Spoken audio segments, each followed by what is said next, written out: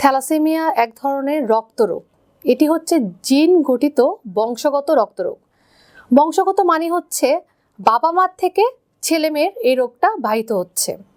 আমরা জানি যে লোহিত রক্তকণিকা, যেটা হচ্ছে আয়ুষ্কাল 120 দিন থাকে, কিন্তু এই রোগে লোহিত রক্তকণিকা 120 দিন বাঁচতে পারে না। তার অনেক আগেই আস্তে আস্তে ধ্বংস হতে শুরু করে বা নষ্ট হয়ে যায়।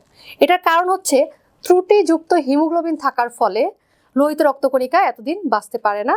তখন দেখা যায় যে লোহিত রক্তকণিকা তৈরি করার জন্য আমাদের শরীরের অন্যান্য অংশ, যেমন হচ্ছে হাড় মানে বোনস, লিভার, প্লিহা, এগুলো খুব বেশি বেশি কাজ করা শুরু করে।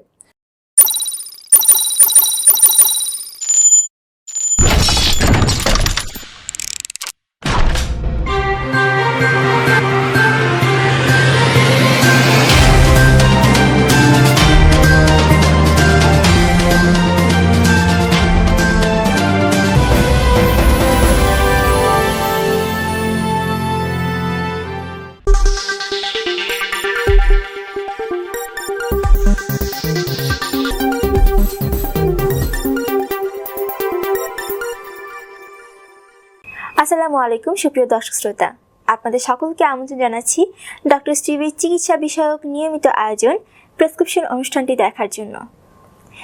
আপনাদের সাথে সঞ্চালনায় রয়েছি আমি আনিকা রিমা। আমাদের আজকের আলোচনার বিষয়বস্তু হচ্ছে থ্যালাসেমিয়া কি, রোগের কারণ, লক্ষণ, প্রতিরোধ, প্রতিকার ও চিকিৎসা। আমাদের আজকের অনুষ্ঠানে অতিথি হিসেবে আলোচনায় অংশগ্রহণ করছেন doctor Sanjida Akter, MBBS, MPH, PGT medicine, CCD, MCGP, DOC, RMO, Azgar Ali medical college এবং হাসপাতাল। আসসালামু আলাইকুম ম্যাম, আপনাকে আমাদের আজকের অনুষ্ঠানে স্বাগতম। এত ব্যস্ততার মাঝেও আমাদের অনুষ্ঠানে সময় দেওয়ার জন্য অনেক অনেক ধন্যবাদ আপনাকে। ধন্যবাদ জানাচ্ছি ডক্টর স্টিভির সকল কলাকৌশলীকে, ডাক্তার এবং সাধারণ জনগণের মধ্যে যে অনেক অনেক ধন্যবাদ ম্যাম এত সুন্দর করে বুঝিয়ে বলার জন্য। এবারে জানতে চাইবো আপনার কাছে যে থ্যালাসেমিয়া রোগটা আসলে কত প্রকারের হয়ে থাকে? থ্যালাসেমিয়া সাধারণত আমরা ক্লিনিক্যালি ভাষায় বলি থ্যালাসেমিয়া 3 ধরনের হয়: থ্যালাসেমিয়া মাইনর বা ট্রেট, থ্যালাসেমিয়া ইন্টারমিডিয়া এবং থ্যালাসেমিয়া মেজর। থ্যালাসেমিয়া মাইনর বা ট্রেট যেটা বললাম, এটাই আসলে বাহক, মানে তার মধ্যে কোনো ধরনের লক্ষণ প্রকাশ পায় না। থ্যালাসেমিয়া ইন্টারমিডিয়াটা হচ্ছে থ্যালাসেমিয়া মাইনর এবং থ্যালাসেমিয়া মেজরের মধ্যবর্তী পর্যায়টা। তো ইন্টারমিডিয়েট রোগের লক্ষণ প্রকাশ পায় 2 বছরের পরে, কিন্তু আমাদের চিন্তার বিষয় হচ্ছে থ্যালাসেমিয়া মেজর নিয়ে, যেটা হচ্ছে মারাত্মক থ্যালাসেমিয়া। সেইটা সাধারণত প্রকাশ পায় 6 মাসের পর থেকেই। অনেক অনেক ধন্যবাদ ম্যাম। আমরা অনুষ্ঠানের একেবারেই শেষ পর্যায়ে চলে এসেছি। আমরা তো এতক্ষণ জানলাম যে থ্যালাসেমিয়া রোগটা কি, এটার প্রতিরোধ, প্রতিকার, যদি এই সম্পর্কে পুরোপুরি জানলাম, তো আমি বলবো যে আমাদের দর্শকের উদ্দেশ্যে শেষ যদি কিছু অ্যাডভাইস দিয়ে দিতেন। আমাদের মেডিকেল ভাষায় একটি কথা আছে, prevention is better than cure. প্রতিরোধই প্রতিকারের জন্য শ্রেষ্ঠ। এই রোগটা কিন্তু এটার একটি খুব সুন্দর উদাহরণ। আমরা যদি শুরু থেকে এই রোগটি প্রতিরোধ করতে পারি, তাহলে কিন্তু আমাদের প্রতিকারের প্রয়োজন পড়ে না। প্রতিরোধ করার জন্য আমাদের কিছু জিনিস শুধু মাথায় রাখতে হবে। আরেকটা ব্যাপার হচ্ছে আমাদের সকলকে সচেতন হতে হবে, অন্যকে সচেতন করতে হবে। আমি জানি আরেকজনকে জানাবো না তা না, আমাদেরকে এই জ্ঞানটা সকলের মাঝে ছড়িয়ে দিতে হবে। যে আপনি যখন বিয়ে করতে যাবেন, তখন হচ্ছে আপনাকে জানতে হবে যে আমার কিছু প্রিম্যারিটাল চেক আপ প্রয়োজন আছে। তার মধ্যে একটি হচ্ছে থ্যালাসেমিয়ার জন্য পরীক্ষা করা। থ্যালাসেমিয়া যদি পরীক্ষা করেন, তারপর যদি আপনি জানতে পারেন আপনি এই রোগের বাহক, আপনার যে পার্টনার হবে সেই রোগের বাহক কিনা, সেটা জানার পরে তারপর আপনাকে ডিসিশন নিতে সুবিধা হবে যে আপনি আপনার পার্টনারকে বিয়ে করবেন কিনা।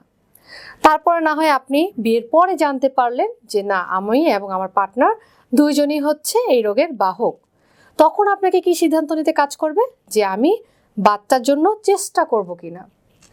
এর পরবর্তীতে যখন হচ্ছে আপনি বাচ্চা কনসিভ করে ফেললেন, বাচ্চা কনসিভ করার পরে জানতে পারলেন যে আপনি থ্যালাসেমিয়া বাহক, তো আপনার পার্টনারও থ্যালাসেমিয়ার বাহক কিনা সেটাও আপনাকে জানতে হবে, এবং আপনার গর্ভের বাচ্চা এই রোগে আক্রান্ত কিনা সেটা জানতে হবে।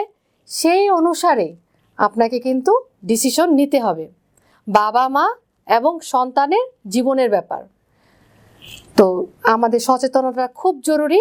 তো আমরা যদি এভাবে সচেতনতাটা সুন্দরভাবে মিডিয়ার মাধ্যমে হোক, জনসচেতনতা হোক, ছড়িয়ে দিতে পারি, তাহলে কিন্তু আজ থেকে 20 থেকে 25 বছর পরে আমরা একটি সুন্দর সমৃদ্ধ বাংলাদেশ পাবো, যেটা হচ্ছে সম্পূর্ণভাবে থ্যালাসেমিয়া মুক্ত। ধন্যবাদ ম্যাম, অনেক অনেক ধন্যবাদ। আশা করছি আপনার এই এত সুন্দর মূল্যবান পরামর্শের মাধ্যমে আমাদের দর্শকরা সচেতন হবেন।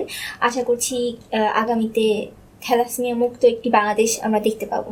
অনেক অনেক ধন্যবাদ আমাদেরকে এত ব্যস্ততার মাঝেও সময় দেবার জন্য, ডক্টরস টিভিতে অংশগ্রহণ করার জন্য। আপনাকে অনেক ধন্যবাদ এবং ডক্টরস টিভির সাথে জড়িত সকলকে জানাই শুভেচ্ছা এবং আন্তরিক অভিনন্দন আমাকে এই অনুষ্ঠানে আমন্ত্রণ জানানোর জন্য।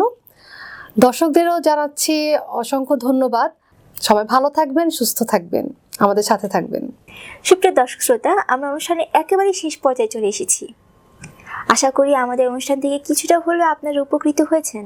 আমাদের অনুষ্ঠান সম্পর্কিত যদি কোনো মতামত থেকে থাকে অথবা থ্যালাসেমিয়া রোগ সম্পর্কে যদি কোনো প্রশ্ন থেকে থাকে, অবশ্যই আমাদের ডক্টরস টিভির website, Facebook profile, Facebook page, Facebook group, Twitter এবং ইউটিউব চ্যানেলের কমেন্ট সেকশনে গিয়ে কমেন্ট করবেন।